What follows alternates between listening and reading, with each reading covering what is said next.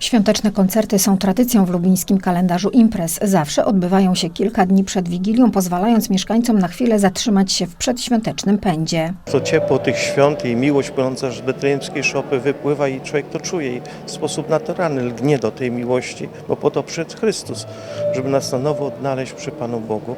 I to ciepło, ta atmosfera, te nasze tradycyjne kolędy, które wzruszają, wyrywają serce w górę wręcz.